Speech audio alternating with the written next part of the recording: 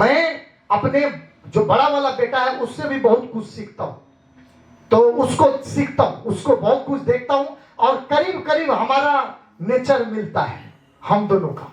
हाँ, और उससे मैं सीखता हूं और कई चीजें। अभी मैंने ऑर्गेनाइजर जो आपको दिखा रहा था सर, ऑर्गेनाइजर मंगवाया, उसको पढ़ा कि टॉप गोल, गोल 1, गोल 2, गोल 3, गोल तो है ब्रेन के अंदर, लेकिन इस गोल में करना क्या है,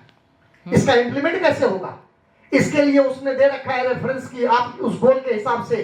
नेक्स्ट वीक में कैसे रहे, नेक्स्ट मंथ में कैसे रहे, बहुत चीजें मुझे, मैं उसको जब मंगवाया मैंने उसको पूरा पढ़ा तो मुझे 70% समझ आ गया, 30% समझ नहीं आया तो मैं उसका इंतजार करना पड़ता है मुझे घर में, ऐसा नहीं अपॉइंटमेंट लेना पड़ता है क्योंकि वो अपने मिशन में बहुत बिजी है, बहुत बिजी। उसको बता देता हूं, वो पढ़ रहा होता है, उसको कहता हूं मुझे जरा वो समझना है और नहीं, वो मुझे टाइम देता है कि आपको 1:15 पे हम आएंगे आपके रूम में, आपको हम बताएंगे सारा।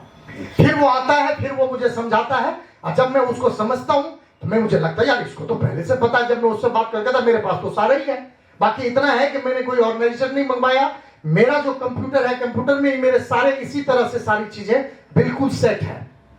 तो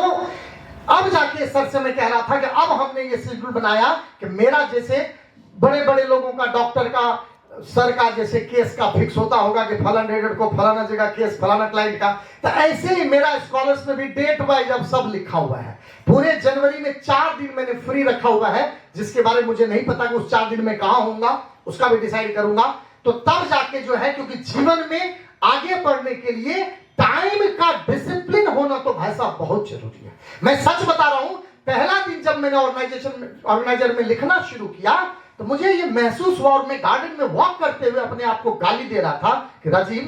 तुमने अपने बहुत टाइम वेस्ट किया यार, तुम्हारी बुद्धि पहले क्यों नहीं काम की, ऑर्गेनाइजर के हिसाब से तुम चल पाता, तुमने तो सारा टाइम बर्बाद कर दिया अपना। तो ये चीजें जो टाइम है ना, टाइम, मैं अभी मीटिंग ले रहा था, आप लोगों को शायद याद होगा कॉर्पोरेट ऑफिस में, मैंने इनको एग्जांपल दिया, सबसे पूछा, मैंने कहा मान लो एक आदमी आपके पास आता है, आपसे कहता है कि मुझे 2000 रुपया दे दो, और एक दूसरा आदमी आता है, वो कहता है कि ऐसा है ना, मेरे साथ जरा सीपी चलोगे तो घूम के आ जाएंगे, दोस्त है खास हमारा, 2.5 घंटे लगेंगे, आ जाएंगे हम लोग, आप लोग कौन सा ऑफर करेंगे। अब बोलते बोलते भी लोग तो समझ भी जाती कि सर का आंख क्यों फड़क रहा है, नाक क्यों ऐसे चल रहा है, तो कहना हमें क्या है। तो पहले पता होता था कि सब ने यही कहा कि ना सर पैसा दे देंगे सर, टाइम नहीं देंगे सर। तो ये मेरे लिए बहुत खुशी की बात है कि मतलब उस मिशन पे ये लोग भी हैं और चीजों को समझ रहे हैं, क्योंकि हमारे लिए एक एक सेकंड बहुत कीमती है, एक एक सेकंड बहुत